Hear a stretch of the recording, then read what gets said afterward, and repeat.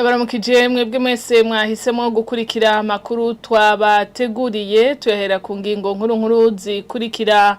Amafaranga angana n'imiliyoni 190 z'amadolari harimo ayangana n'imiliyoni 100 avuye mu banki y'isi yose aherutse kwemezwa niyo mugambi mushasha wo gushigikira igisata c'umuyaga nkuba mu Burundi uzotwara aho mugambi ukazoshigikira abantu baba imiliyoni 2 mu gisagara ca Bujumbura hari abanyagihugu bidogera bo batoye ngo babaserukire mu nzego zitandukanye bavuga ko ataco bariko barakora kugira batorera umuti ngorane zibahanze abenshi ngo nabo baheruka bakibatora muca mubikurikira mu kanya mwidonido ryano makuru.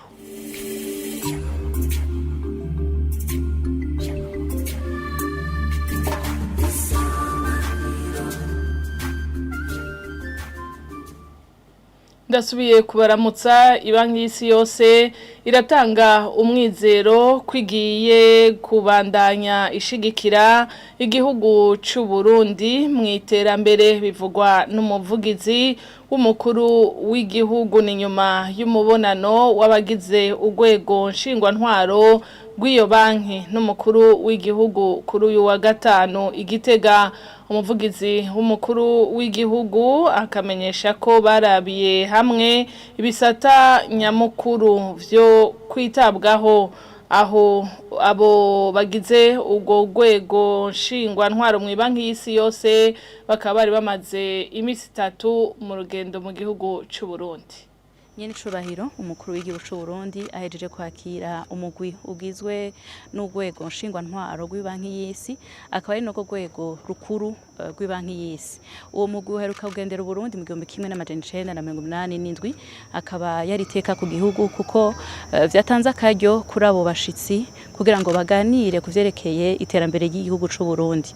Uwo mugwi warufije ufise intumbero yo kwibonera wonyene amaso mu yandi uko igihugu cifashe aho igihugu gihejeje umurindi w'iterambere mbere no kwivuganira n'indongozi z'igihugu kugira ngo bashobore kubona ibisata bikomakomeye canke imigambi mikuru yashizwe imbere kugira ngo babandanye barekeza igihugu c'u Burundi mu iterambere. Mu kiyago rero bagize cari kiyago ciza cane aho baganiriye ku migambi mikuru igihugu c'u Burundi cihaye eka baranemera no kubandanya bashigikira igihugu c'u Burundi bakoresheje inguvu novuga ntiziyongereye. Ibisata rero vyashizwe imbere ni gisata c'uburimyi, gisata c'amasoko ntangaguvu, igisata co kugwiza umuyaga nkuba mu gihugu c'u Burundi. Eka baranashima n'inguvu ziriko ziratangwa kugira ngo ugwaruka rushobore gutera imbere baremera no kubandanya barekeza iyo migambi yose. Bavuganye kandi no kubisata bitandukanye bikora ku buzima bw'abene gihugu nk'gisata c'indero be n'igisata c'amagara y'abantu. Twavuga rero ko uwo mugwi wabo bagize urwego nshingwantwaro baje ku gitigiri c'icenda kuri 25 wagize akamaro kanini cyane kandi utanga umwizero yuko ejo ari heza gusumba yuko iyo banki y'isi igiye kubandanya ifata mu mugongo cyane igihugu c'u Burundi na cane mu migambi nkoramutima. Mugambi mushasha ugushigikira igisata c'umuyaga nkuba mu Burundi uzotwara amafaranga angana n'imiliyoni 190 z'amadolari harimwo ayangana imiliyoni 100 avuye mu banki y'isi yose waremejwe mu itangazo ry'iyo banki ryo kuwa 2026 ukwezi kwa gatandatu guheze imenyesha ko uwo mugambi uzoshigikira abantu baba imiliyoni 2 nk'uko tubisomerwa na Mihaye Kanyange. Iryo tangazo ry'ibanki y'isi yose rivuga ko uwo mugambi mushasha uje gufasha ko kubera atamuyaga nkuba ukwiye mu gihugu nta terambere rishoboka ngo ni gisata atabenshi bagishiramo imitahe no mugambi uzofasha abantu baba miliyoni 2 inzego za leta 1200 hamwe n'amashire hamwe mato 600 ngo numwe mu migambi y'Ibanki y'Isi yose yo gushigikira igisata c'umuyaga nkuba muri Afrika y'ubuseruko umugambi witwa Ascent ku mafaranga amafaranga angana n'imiliyoni 100 gushika mu 2030. Mu Burundi uyo mugambi uzoherekeza uwatanguye muri 2023 unafashe mu gusubiramo umuhora w'insinga z'umuyaga nkuba mu gisagara ca Bujumbura. Iryo tangazo ry'Ibanki y'Isi yose rivuga kandi ko uwo mugambi mushasha uzotwara amafaranga imiliyoni 190 z'amadolari, muri ayo imiliyoni 100 zizotangwa na IDA imwe mu mashirahamwe agize Bank Mondiale, ayandi miliyoni 90 z'amadolari akazotangwa ni banki y'abanyaburaya, abanyaburaya hamwe na Agence Française de Développement. Ni umugambi kandi ngo uzoraba imiryango irongowe n'abakenyezi hamwe n'amashirahamwe mato mato nayo nyene arongowe n'abakenyezi. Muri uwo mugambi leta y'u Burundi ngo izokorana n'igisata c'abigenga mu burere bwegereye igisagara n'ubundi burere biciye mu ishirahamwe Weza Power. Ngo ni umugambi kandi uzozana akarusho harimwo kubijanye n'ibiciro vy'umuyaga nkuba. Nkuko iryo tangazo ry'Ibanki y'Isi yose ribandanya rivyerekana, uwo mugambi uherutse kwemezwa n'Ibanki y'Isi yose uje gushigikira uwundi witwa Soleil Nyakiriza ku buryo mu 2030 abarundi 30% bazoba bafise umuyaga nkuba ukwiye, harimwo uvuye ku mishwarara y'izuba. Projet Soleil Nyakiriza ikaba iraba abantu miliyoni 9, aba nabo bari mu miryango irenga 90 hamwe n'amashuri arenga 4,300 n'amavuriro mato mato yababa 450. Arakoze Mihaye Kanyange. Ano makuru twabateguriye harabandanya. Bamwe mu banyagihugu ba mu gisagara ca Bujumbura baridoga ko abo batoye ngo babaserukire mu nzego zitandukanye ataco bariko barafasha kugira hatoga umuti w'ingorane ziba hanze. Abayaze na bagenzi bacu bababazwa nuko hari abo baheruka igihe c'amatora, ariko kandi baracafise icizere yuko abo bazotora mu mutora giye kuzokorwa mu mwaka uza bafise ico bazohindura kugira bashike ku ntumbero biyemeje. Ingorane ziduhanze ngaha muri quartier yiwacu ya Bubanza mu Kinama, icambere cyo turakenya amazi, turakenya amatara, amabarabara yoyo uhaciye na urengana urabona ingene bimeze ko n'imiserege hari ntikwiye.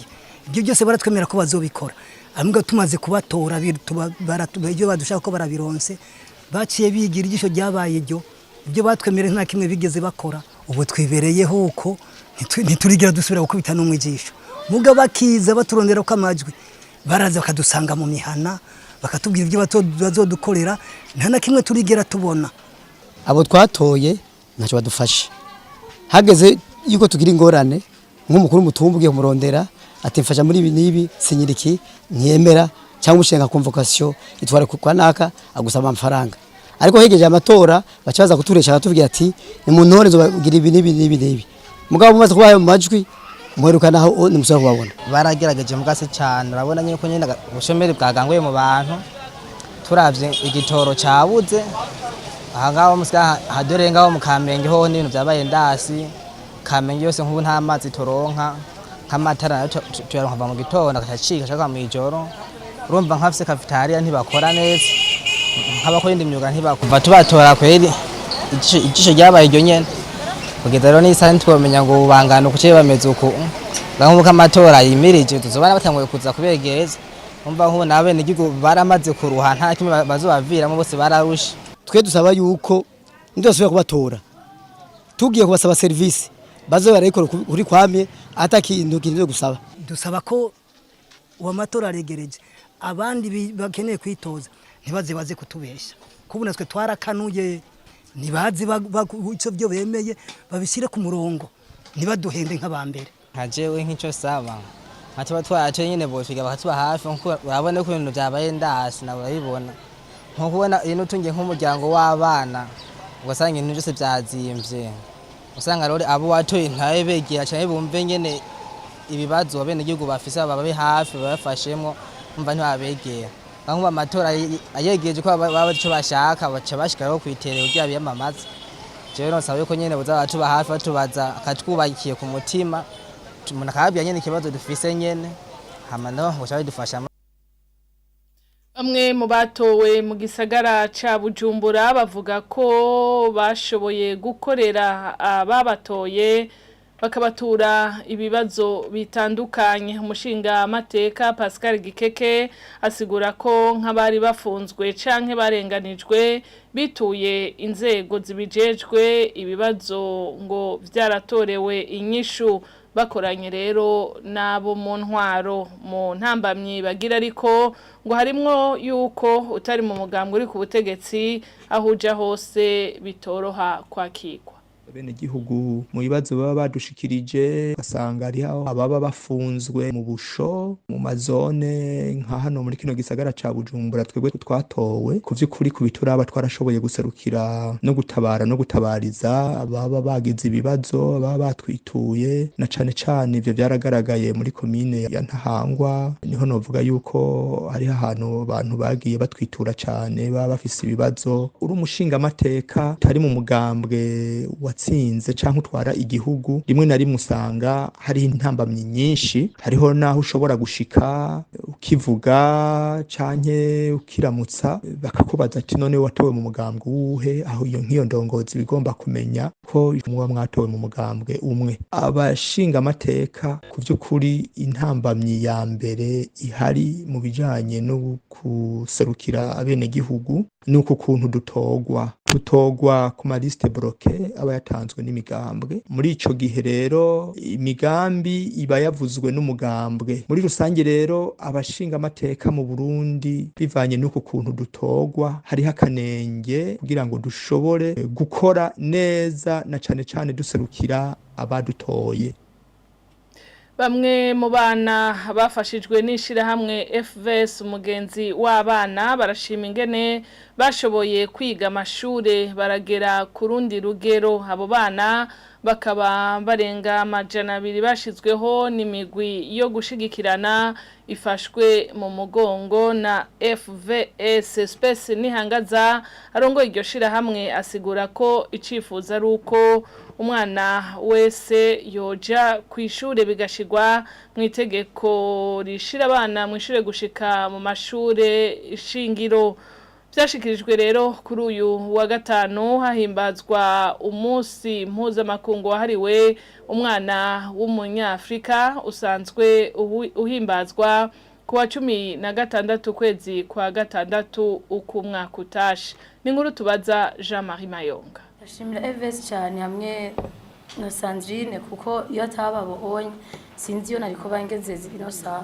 Muri yo nama yitabwe n'abakorera mu bisata bitandukanye bifasha mu bijanye n'indero gukaraka ryo kuvugana intambamyi zituma hari abana baye b'amashure n'icokogwa. Bamwe mu bana bari mu buzima bugoye uno munsi bateye ku yindi ntambwe babifashijwemwo n'ishirahamwe FVS mugenzi w'abana barashima intambwe bagezeko. Byari bikwiriye cyane kandi n'ubu haracariho abandi bana bameze gutyo bikunze nabo bagashaka kuronka chance baraciye ubwenge gusa ubuzima barimwo butuma bidakunda ko bikonsantra.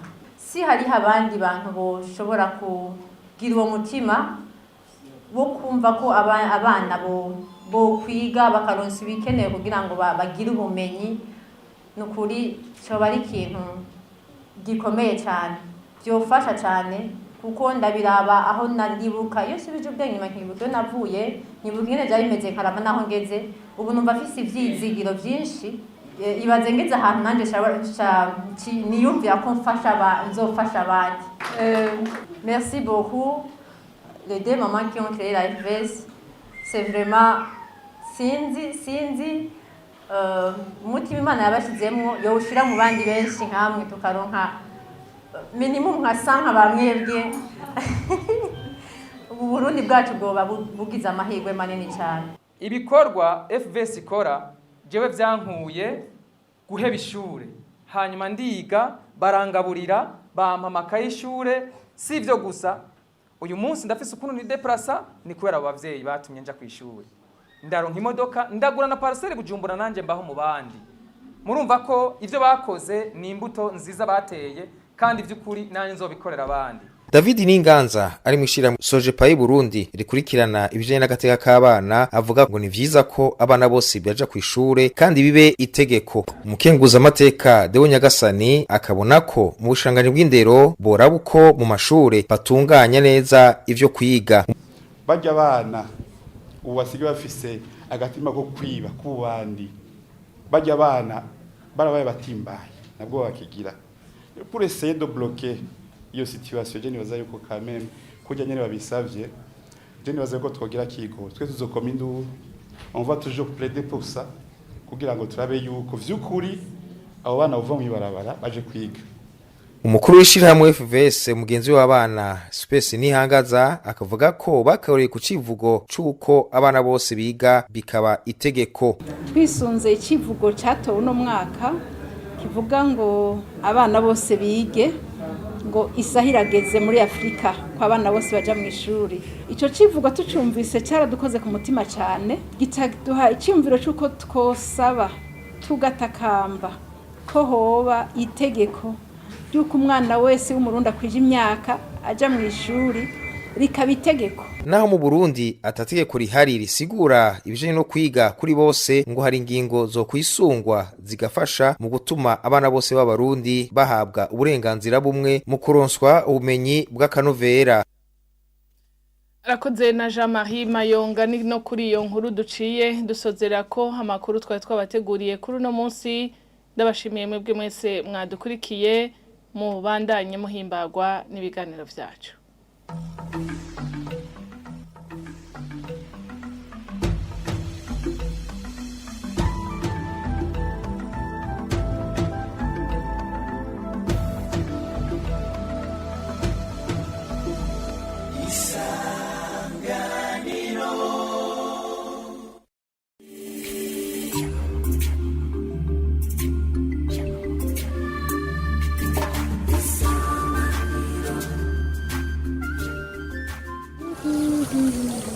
Ibi tubibaza nde?